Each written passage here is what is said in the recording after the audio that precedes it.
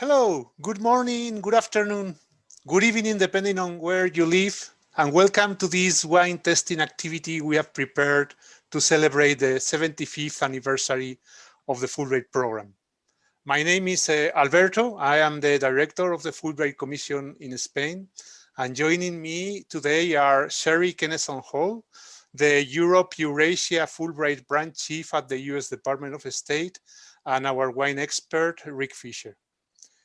We want this tasting to be informal and fun, so I will be very brief and will just let you know that the Fulbright Commission in Spain is in good shape.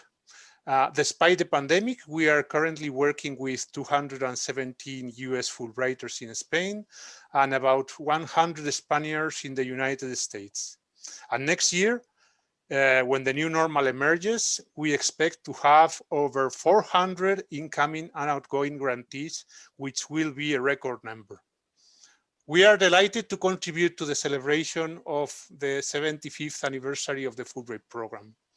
I want to highlight one of the many accomplishments of the program over the years. In 2014, we had the honor to receive the Prince of Asturias Award for International Cooperation. If you were grantees during that year, you will remember what a great time we had in Asturias and the incredible ceremony where the King of Spain presented the award to the representatives of the program. So many stories, but I've already said too much, and now I want to turn the floor over to Sherry to give us some opening remarks from the State Department. Thank you. Thank you so much, Alberto. Good evening, Spain. Good afternoon, East Coast. Good morning, West Coast. I think we've covered all our time zones. As Alberto mentioned, I'm Sherry Kenneson Hall. I'm the branch chief for Fulbright Europe and Eurasia. I first want to thank Alberto and his amazing team at the Spanish Commission for organizing this very special and unique event. I also want to thank Joe McCormick, who's our program officer here at the State Department, for working with Alberto and his amazing team to get those 217 Americans to Spain. We're very proud of that. After the incredible year that we've all had, I think it's a good time to take stock of positive things, and celebrating the 75th anniversary of the Fulbright program is a highlight for us. It's definitely a reason to raise a glass, just not yet. We'll get to that. I'm currently working at the U.S. Department of State's Bureau of Educational and Cultural Affairs, but I'm a 19-year Foreign Service officer by trade. I've served in 5 different countries, 4 of those in Europe and 1 in Africa. And I've witnessed firsthand the power of the Fulbright program and why it's truly the flagship international academic exchange program sponsored by the U.S. government.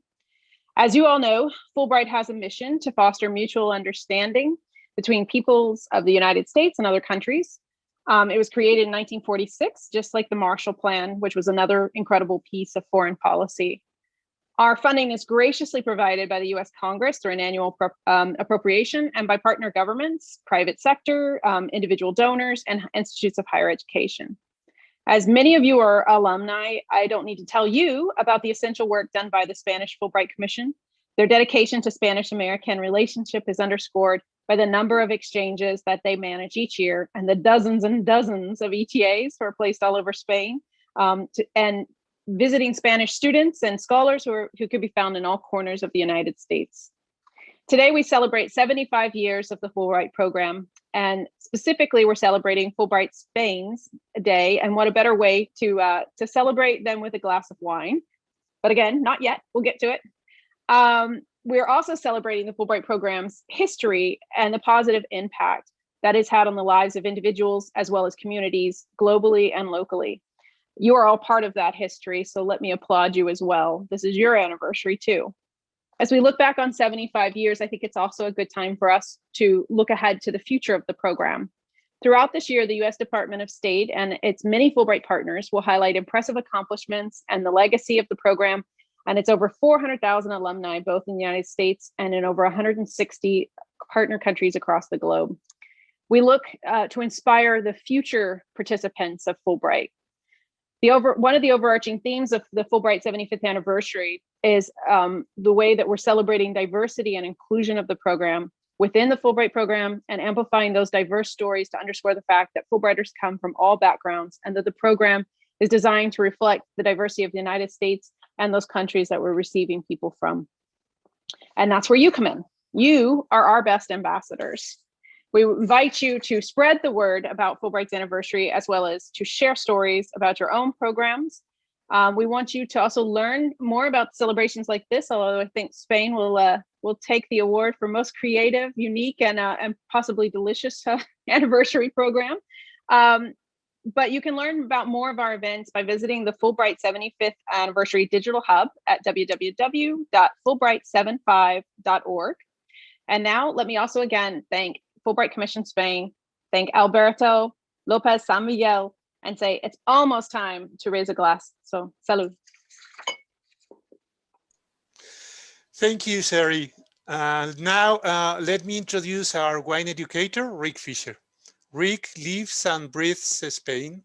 He's part Catalan, and his passion for his Spanish heritage and a desire to educate others about Spanish culture, food, and wine led him to create the blog Bodega, Eat, Drink, Explore España in 2009 with an aim to further educate readers about the amazing wines and food of Spain.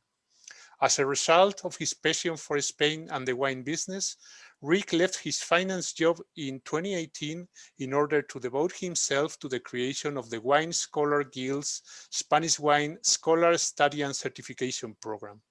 Rick is currently the Spanish Programs Director for the Wine Scholar Guild and teaches the Spanish Wine Scholar Program, which has already certified more than 1,000 students. Rick is also a certified sherry educator and a wine judge, as well as a candidate for the Wine Set Diploma in Wine. Rick, the floor is now all yours. We are all eager to learn how to test these 4 wines you have selected for us. Thank you, Alberto. I really appreciate it. It is a pleasure to be here. And I am very excited about this. Spain holds a very special place in my heart. My heritage is from Spain. My grandfather was from Spain. So this is going to be a lot of fun. So I'm excited. I'm going to go ahead and get started. We'll share the screen. I'm sure that people are ready to start drinking. And so let's go ahead and have a little bit of fun here. And this is really meant to be fun. I want everybody to be, I know not everybody on the call today has the wines, but I really want you to enjoy what we're doing. And for those of you who do, I'm sure that you will. Now, there is a chat box on your screen. So please, if you have any questions, ask your questions in the chat box. I will do my best to answer them as we go through. Also in the chat box at the very bottom, you will see a little drop down that says to panelists. Please change that to panelists and attendees. That way, everybody that's on the call gets the opportunity to see your question. And so without further ado, again, we are here to do a Spanish wine tasting, which I think is really a very unique and fun way to celebrate the 75-year anniversary of the Fulbright program. As Alberto mentioned, my name is Rick Fisher. I am the Spanish Programs Director for the Wine Scholar Guild. We are an organization which focuses on the wine education for France, Italy, and Spain right now. I created the Spanish Wine Scholar program, and I do teach it as well. And I'll tell you a little bit about that at the very end. This is my Instagram handle at the Spanish Wine Guy. So if you're always looking for really fun recommendations for really cool wines from Spain, you can find it there. So these are the 4 wines that we are going to taste today. And if you do not have the wines poured, please go ahead and pour your wines now. And this is the order that we are going to taste the wines in as well. So as we get started, then we'll go ahead and talk through each of these. And if you, as I mentioned, if you do have any questions, please do not hesitate to drop them into the chat box. All right, so we are going to start our wine trip in the wine region of Rías Baixas. This is actually one of Spain's newer wine regions, interestingly enough, but it's also one of quickly becoming one of its most well-known. The region has only been around for a little more than 30 years. And so this is predominantly a white wine region. It's about 99% of the wine in this region is white, and in particular from a single grape called Albarino. It is a very, very wet place. The rainfall in this area can reach upwards of 67 inches or close to 1,700 millimeters. But the vineyards, as you can see, now this is not a picture of vineyards, this is just a picture of some of the Galician coast, but they're situated as low as sea level and go only upwards to about, close to 1,000 feet or 300 meters. So I always like to talk about a region in pictures because I think pictures describe so much about a region. And so here you can see on the map where we are today for our first wine in the region of Rías Baixas. Rías Baixas and Galicia in particular is Celtic Spain. And so the Celts occupied this region for a long time. Galicia itself still has a lot of Celtic influence as well. Even the language Gallego has Celtic influences as well. Then you've got this is the cathedral in Santiago de Compostela. This is the end of the Camino de Santiago, which is the Pilgrim's Walk that began in the late Middle Ages. And this is now the third most religious site in Christendom. And people walk this every year. I'm sure this year was probably less, this past year was probably a little less. But I would suspect that some of you may have even walked this before, or maybe have it on your bucket list to do, as I know I do. And then finally, this is the system that you will see a lot of in Rías Baixas in particular. This is called the Parral training system, or pergola. And you can see this is actually, these vines are situated about 7 to 9 feet above the ground, and all of the vines grow along the top. The reason for this is because the region is so wet and so rainy that it helps to increase the airflow underneath the vines so that the grapes don't get moldy or have adverse effects. Now, it also served a double purpose traditionally in that the occupants in the region would grow other agricultural products underneath there. So whether it was potatoes or whatever it was they were growing, most of the region is actually very, very small growers. And so this was their livelihood. They grew grapes to sell for winemaking, and then they grew their crops underneath these for their own family. Now, the region of Rías Baixas is divided into 5 different subzones. The wine that we are going to taste today is from the largest in production, and that's the Val do Salnés region. This actually is more than 50% of the total production in Rías Baixas. Now, as we get to the wine, which let's take a look at it. And again, if you don't have it poured, go ahead and pour yourself a glass of the white right now. This is the 2019 Forjas del Salnés Lerana. This, as I mentioned, this is 100% Albarino, and traditionally Albarino has been a very, drink now kind of a grape. And there's a little bit of a misconception that everything here, it has to be drank in the current vintage. And one of the things that I found, and this wine is a great example of that, is that you can actually let these wines sit for 2 or 3 years. They evolve, and a lot of that has to do with the way that winemaking has actually changed a lot in around Spain and in the region as well. Now, this particular producer, the winemaker here, his name is Rodrigo Mendez. He is a 5th generation winemaker from a little tiny town that's actually in a village in the Val do Salnés, in the subregion here. And he sources the grapes from different parcels that his family has had relationships with other families that they no longer are making wine. So he's actually working the vineyards for them and making the wine from those grapes as well. Now, he's a little different in the way that he produces his wine.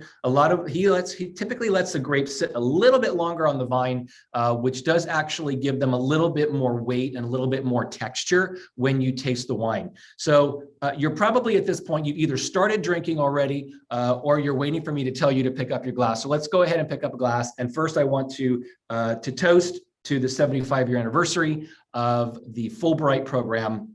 But now let's talk a little bit about this wine here in particular. So I said the Lerana. These are 40 to 70-year-old vines that are grown in sandy and granitic soils. The granite here in this region is very, very popular. Now it's popular because that's what the soils are there. But interestingly enough, when you look at pictures of the vineyards in the region, you will see that the granite is used as the columns to hold up these vines. In the U.S. and around the world, people pay a lot of money for granite to make a countertop with, and in Spain, in Rías Baixas, they're actually using it to hold up grapes. I love that. Here, again, very minimal intervention in the winemaking, and he does actually allow the natural yeasts that grow on the grapes and grow in the bodegas and in the wineries to actually be what they use to ferment the wine. Now, this is aged only in stainless steel. Texturally, when you try this wine, you might actually think it has a little bit of maybe neutral oak on it, but this again has to do with his ability to let the grapes mature a little bit longer on the vine. So go ahead and take a taste. There's smell.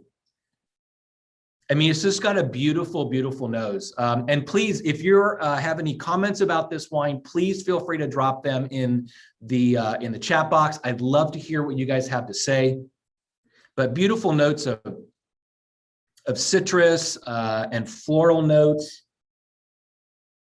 there, and then you can smell the sea. One of the things that I love about this wines from this region is they just smell of their place.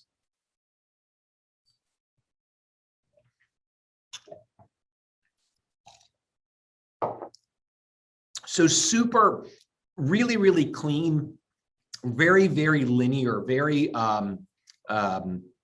the acidity on this wine is really racy. And this is very characteristic of this region, that high acid, super fresh wine. It makes it a very easy to wine to drink without food, but it also is a great food wine as well. And as you see here on the notes here, you see there are notes of the lemon notes, and Meyer lemon in particular, that little bit of a little sweeter lemon with the minerality and the salinity. Yeah, Sherry says it tastes like summer on the sea, and absolutely it does. And so you can see how a wine like this would be really good with seafood. And one of the things that they always say, what grows together goes together. And so think about where these grapes are growing and where these wines are being made. They are, so you've got pairing dishes like scallops, oysters, which have that really saline note, shellfish, and pulpo gallego as well. Absolutely fantastic. There are, this is actually, Patrick, I just saw a note from Patrick here in the chat box too, that this is, the citrus notes on here pair really well with ceviche as well. Think about it. You're actually, not really cooking, but cooking the fish in citrus. And that's exactly what we're doing here with this amazing citrus notes on this wine. So, other than that, anybody have any other thoughts on this wine? I think it's, I'm seeing a lot of excellent comments. Everybody's enjoying this. I think I saw something from somebody that's in California. I think it's a little too early.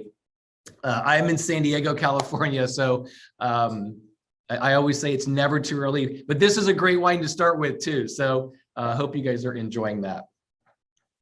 All right, now we're gonna move a little bit eastward. We are still in Galicia, but we are moving closer to the border of the Galician border. We are going to move to a region called Valdeorras. This is actually one of Galicia's older wine regions, and it was established back in 1945. So it is quite old. The region does produce a lot of red and white wine, and about a 55% white, 45% red split. So a little bit more obviously on the white. Now, this region is also a maritime climate, so it does get cooler, but it does have some of the continental influences. So it is a little drier. Rainfall is not near as high as it is in Rías Baixas. And then it is also the soil type here. You're looking at more of a slate, kind of a topsoil here. And so basically the slate is great for vineyards because it is well draining. And the vines actually have to kind of work their way through the little layers of the slate to seek the water. And so whenever you stress the vine and stress, it actually is good for the grapes. It actually produces a much better grape. Now here, elevation-wise, we've moved from the coast, and now we're situated at about roughly 1,000 to 2,300 feet, or 300 to 700 meters. Now, as I mentioned, this is a red and a white region. So the white grape in the region is a grape called Godello, which is gaining a lot of favor right now around the world. Sommeliers love this grape. And then the second is Mencia, and that's what we're going to taste here in just a minute. So now you can see on the map that we have moved a little bit eastward. Where the star is on the map here, and this is a beautiful region. It's a very it's a pretty unknown region, and so here, this is the Sil River. This river runs through much of Galicia, in particular, two primary wine regions. Here you've got Valdeorras, as well as its neighbor Ribera Sacra. And again, beautiful wines from both regions. Both work with Mencia and Godello as well. Now, this region here is actually named for, it dates back to the Roman times. And they actually came to this area looking for minerals and for metal ores, in particular like silver and gold and copper and all of those types of things.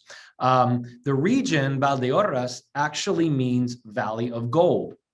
And so the Romans built towns along the river here. They created trade routes, and they planted grapes while they were searching for something to mine. Now, the vineyards in the region actually do flank the river. There can be some very steep vineyards in the area, and a lot of the vineyards in this area do need to be hand worked, because they don't have the ability to do mechanization in the region. And here you can see now, this is a little bit of a landscape of Valdeorras. This is the vineyard from the wine that you're going to taste. And you can see it does look a little flat here, but when you look at this picture, this is also a little deceiving, because this is actually a slope of this vineyard. And look at these old gnarled up vines. In Spain, this style is called envaso. This is a very traditional method of head training on or it's called gobelet as well in French. And these are these vines can be very old. And this is one thing that's very common in Spain, is old vines. And you'll see that as we go through the wines today. So let's go ahead and take a look now at the next slide. Let's go ahead and so now we're looking at the 2015 Portela from ALBERTO ORTE. And so let me stop a sec. I just see a question here for beginners. Like, this is from Francisco.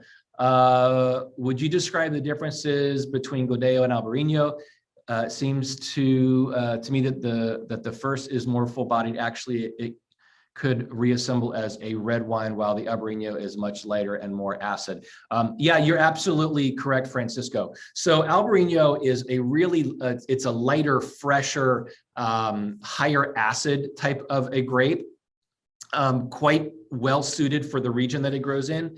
Godello in the regions of Valdeorras and in Ribera Sacra can be a little bit fuller bodied wine. The winemaking styles do tend to towards that a little bit more. And in many ways, a lot of people have equated well-made Godello with white Burgundy.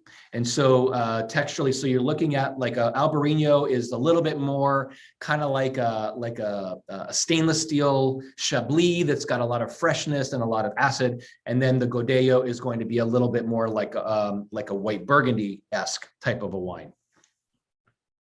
So thanks for the question. I appreciate that. So now, again, let's look at our second wine, our first red wine. Now we are looking at the Portela from winemaker Alberto ORTE. Now, Alberto is actually the winemaker for the three red wines that you're going to taste today. And funny enough, when you see where we are around the country, you are going to wonder how Alberto actually finds time to sleep. I wondered that when I actually met him a couple of years ago in southern Spain, and it's amazing the amount of projects that he's working on. And you will see as you taste through these wines how spectacular they are and how good he is at what he does. It is his passion. But here, as I mentioned, so we are looking at the Portela. Now this, as I mentioned, this area is a little bit warmer than its neighbor, Rías Baixas to the west. And part of that is because it is shielded by mountains and it helps to keep the cold, wet winds off from the Atlantic. The Portela is from a single vineyard, which is planted at high elevation in slate and granitic soils. And all of these things do kind of help to create the wine that you have in your glass. The vines here are 30 to 45 years old. And it's interestingly enough, in Spain, this is probably a moderately aged vine. In other places around the world, like in the US, for example, these are really old vines. But again, you see the soils here. The range of the soil, the elevation is roughly between 1,700 to 2,600 feet, or between 500 and 700 meters. Now, with this wine, Alberto actually leaves the grapes, they macerate on their skins for 10 days. And that helps to extract some of the flavor and the color from the skin of the grape. And then it is aged for 12 months in stainless steel, and then transferred to French oak barrels where it ages for another 8 months. So go ahead and give this wine a smell. And you see how beautifully floral this is. Mencia is another one of those grapes in Spain right now that's starting to see a lot of popularity for the grape. You're seeing a lot of showing up on wine lists all over the place, and you're seeing it pop up into retail shops a lot more as well. So it's got wonderful floral notes here.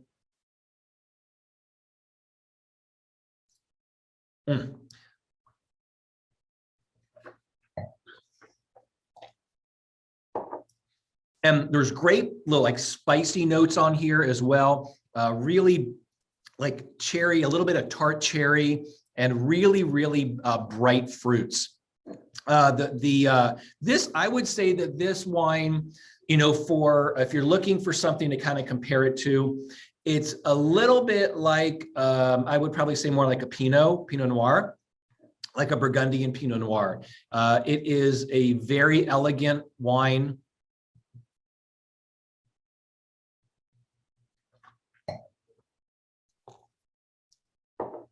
And really, it has a lot of freshness.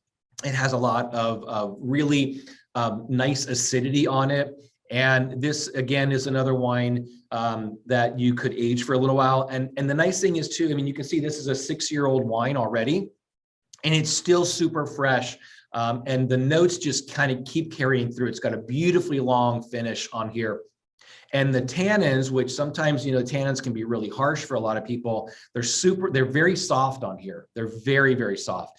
And, the nice thing about this dish, it really is, it's pretty versatile. And I don't know if anybody's put a little cheese and charcuterie platter together while they're doing the tasting today. But I would tell you, even with the Albarino as well, a really nice piece of jamón ibérico, obviously cheeses, cow's milk cheeses from Galicia are quite a good pairing for that, for the white and for this Mencía as well. But again, you can see here, you got chicken and pork, salmon, and of course mushrooms. And you know, some of the most amazing mushroom dishes I've ever had have been in Spain. So thoughts on this one, anybody? Oh, I love that everybody's yeah. Kevin says that they're in Alicante and they put together an entire tapas table. I love it. I love it. And these wines are perfect for that. So yeah, absolutely amazing. Fantastic. And I love the finish. It's just such a soft, beautiful fruit driven finish. All right, so now we are going to move to what is arguably Spain's, you know, most, not even arguably, I guess, most well-known wine region, and that is the region of Rioja. Now, Rioja, for those of you who know, this is, you know, there's a lot of misconception. Rioja is a region. Rioja is not the grape. Rioja is actually traditionally and today a blend of grapes, and we'll see that in just a minute here. But Rioja is actually was designated as Spain's first official denomination of origin. That was back in 1925. So I would expect some 100-year anniversary celebrations coming up very soon.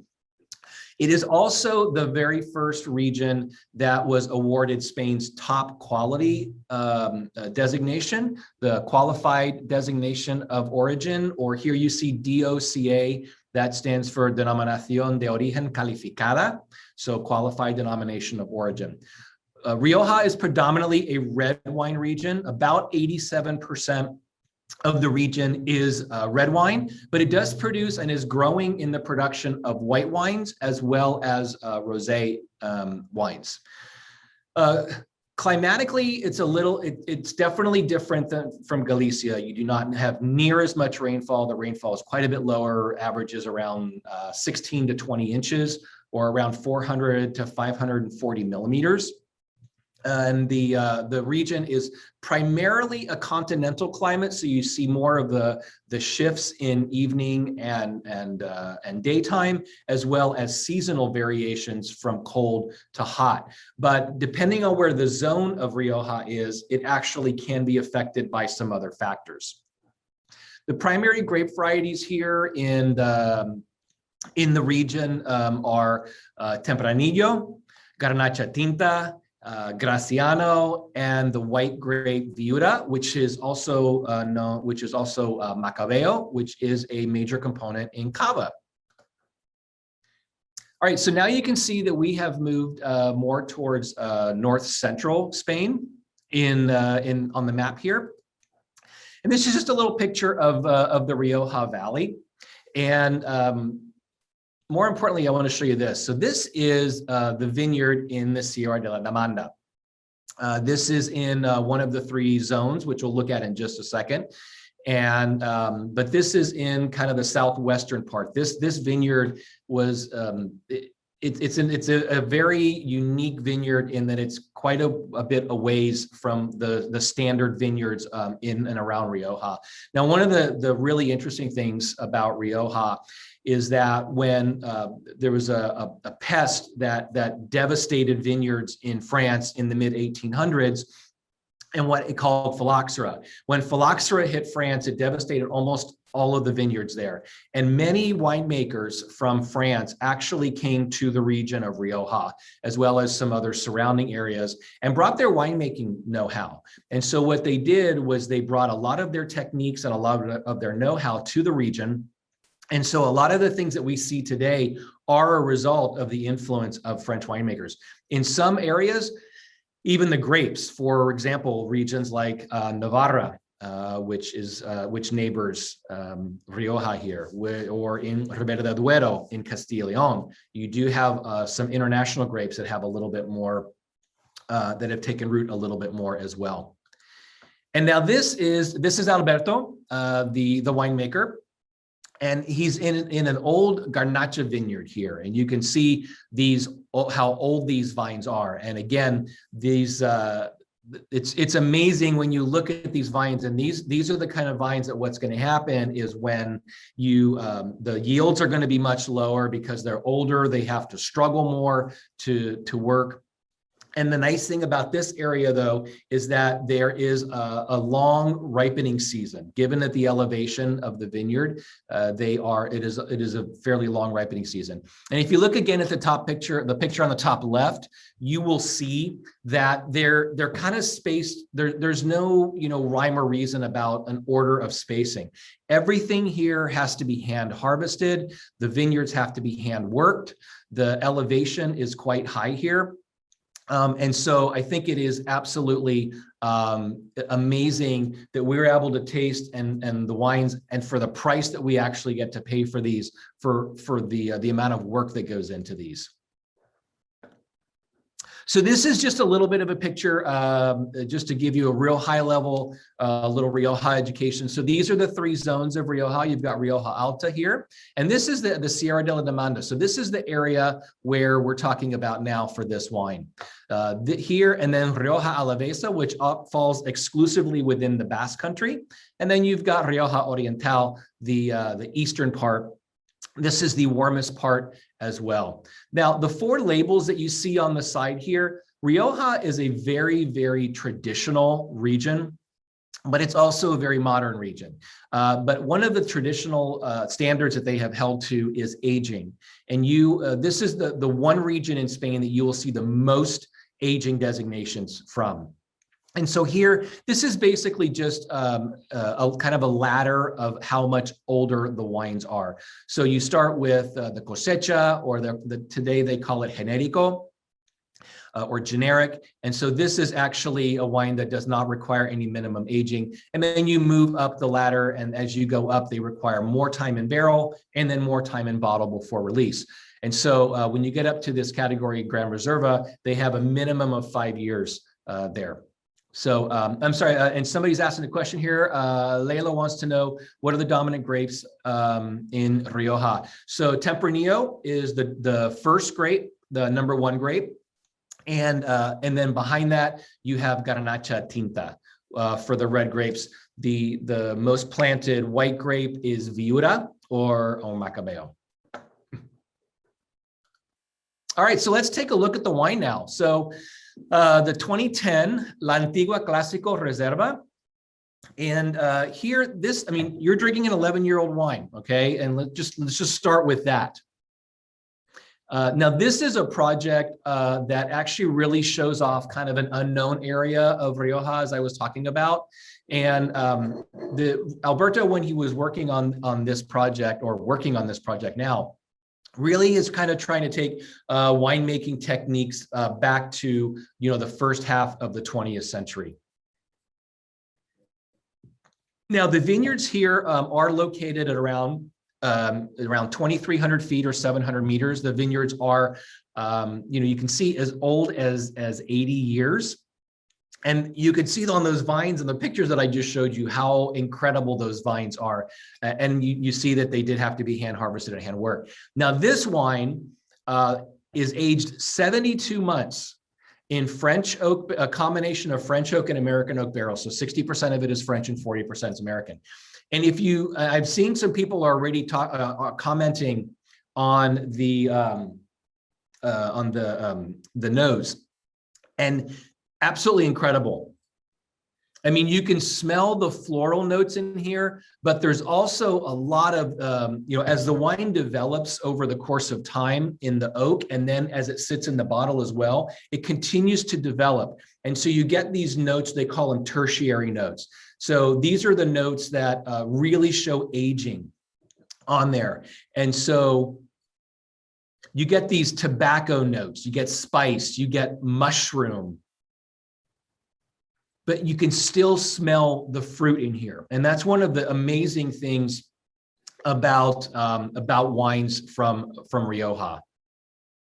So go ahead and take a taste if you haven't already.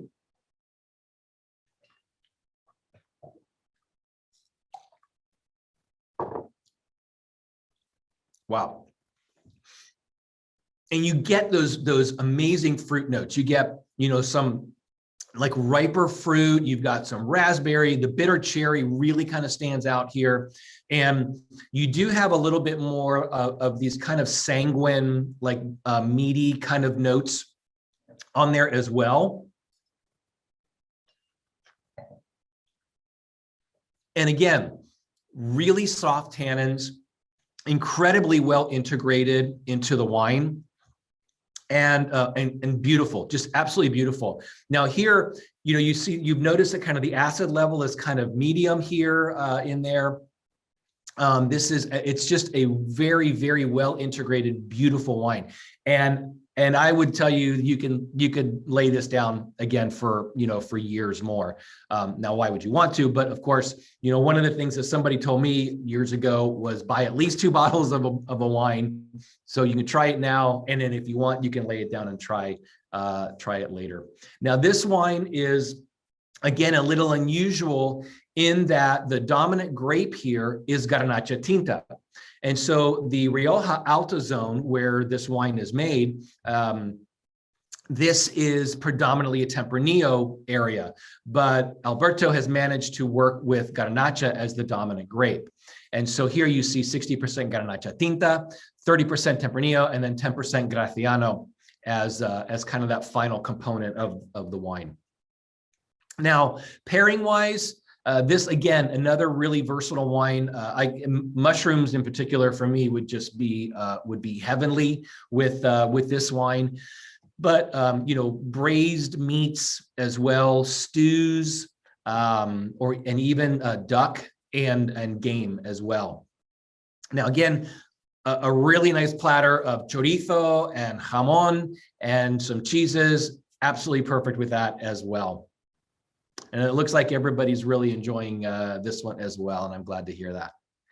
All right, so now we are taking the high-speed train south, and we are going to visit a region, the Vino de la Tierra de Cádiz.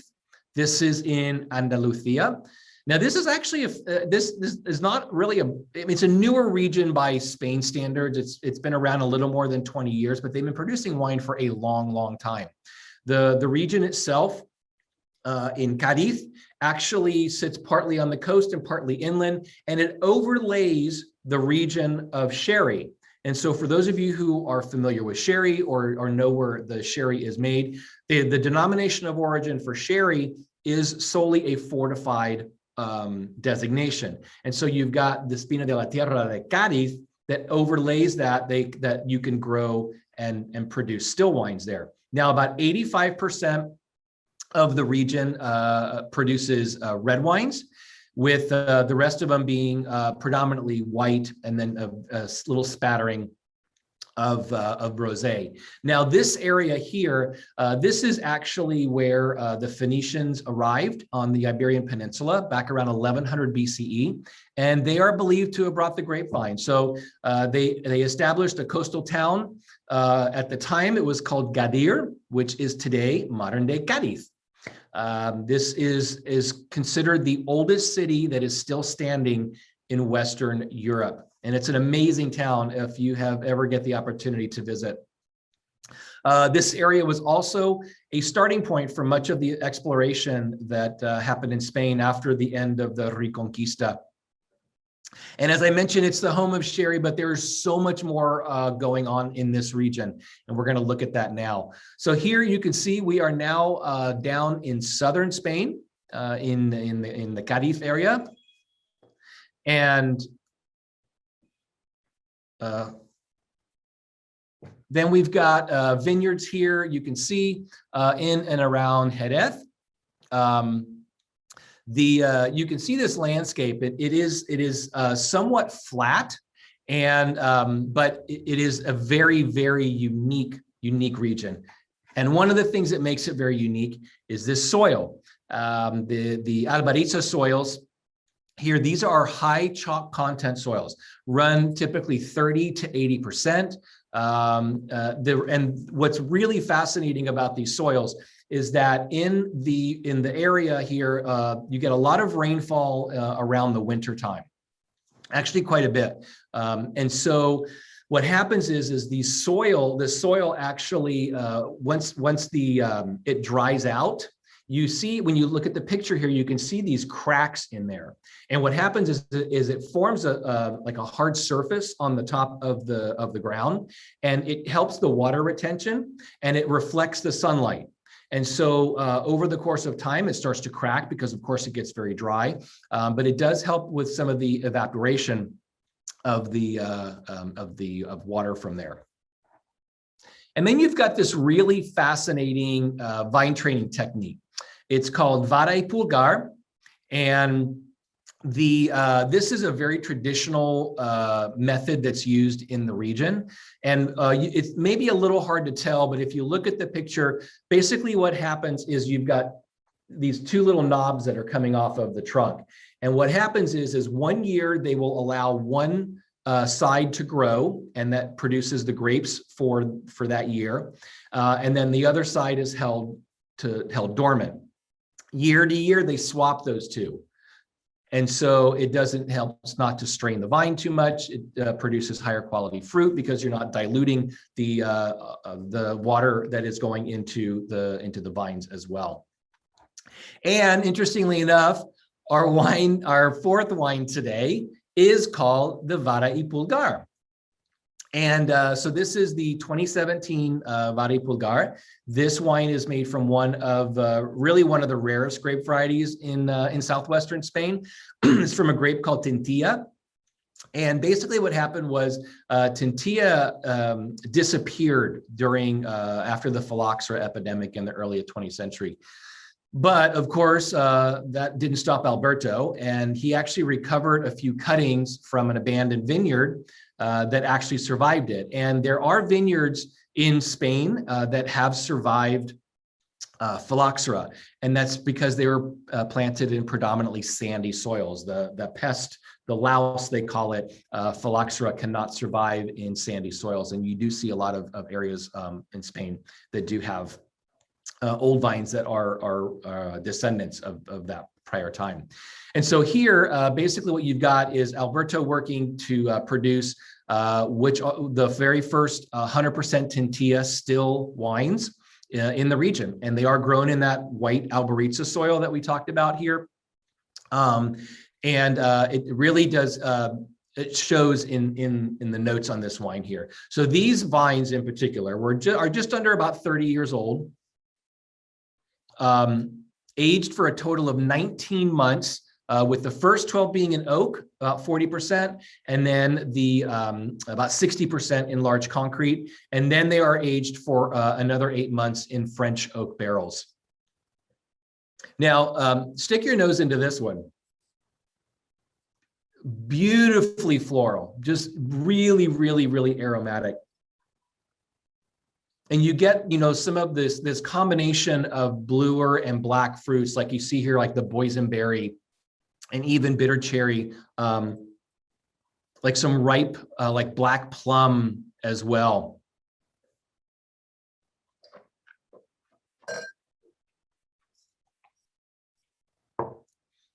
Spice, you definitely get the spicy notes. You get some meaty notes on here as well. And it is, you get some of these smoky notes, like really, really get the smoky notes on there. And some of people I see some of the notes here getting like a jerky, as well as smoked fish. Yeah. Yeah, and dark chocolate for sure as well. Again, that's another one of those notes for wines that are evolving in their aging process. And here now you've got one that's 4 years. 4 years old. And so the tannins, again, really soft, really smooth, absolutely beautiful, and very, very well integrated. So pairing wise here, now you're looking at a little bit of these deeper dishes like roast lamb or a really good chorizo, or a charcuterie. And I'd say if you were looking for a grape that, you know, somewhat similar, again, there's going to be differences, but you might even want to go ahead and, I mean, it has some Syrah type of notes to it. You know, a lot of the bluer and blacker fruits that are going to give you some of those notes as well. And it has really nice, really fresh acidity on here.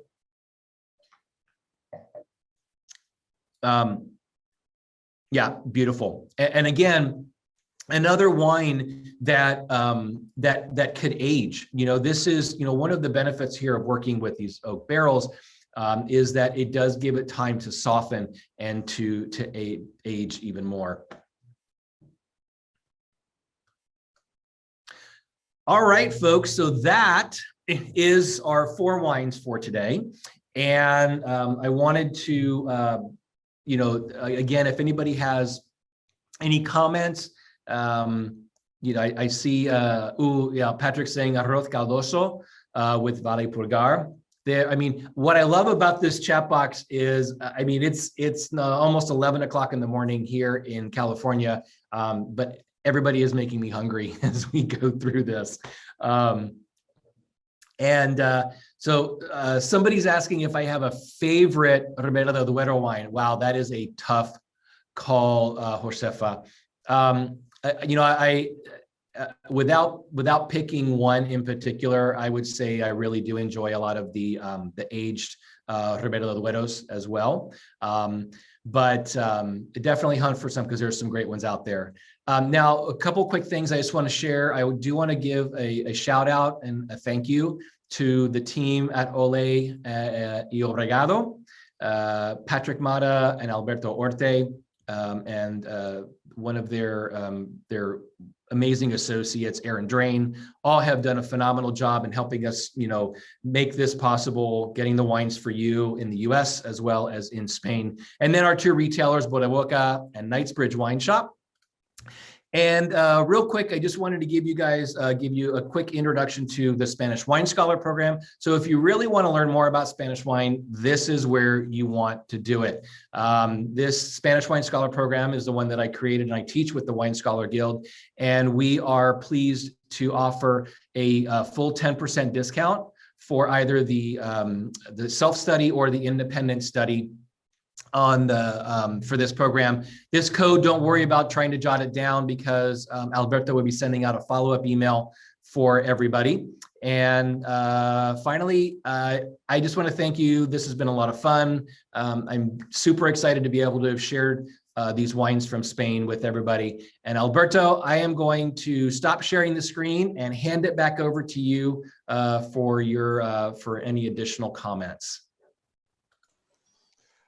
Thank you very much, Rick. Well, very short additional comments because I'm sure that more than one, and I include myself here, has drank more than Rick recommended. So just to be very brief, remind you that we will send an email with the link to Rick's presentation. And we will also include the cookbook featuring some tasty Spanish tapas that some of you have sent us, and the discount code for Rick's wine program in case you are interested in getting into the world of Spanish wines. I hope this tasting has been educational and that you all had fun. If you have any wine left, don't forget to toast to the 75th anniversary of the Fulbright program. Thank you very much for being with us today, and remember to stop by our offices in Madrid if you come to Spain to say hello to our staff. Thank you all very much.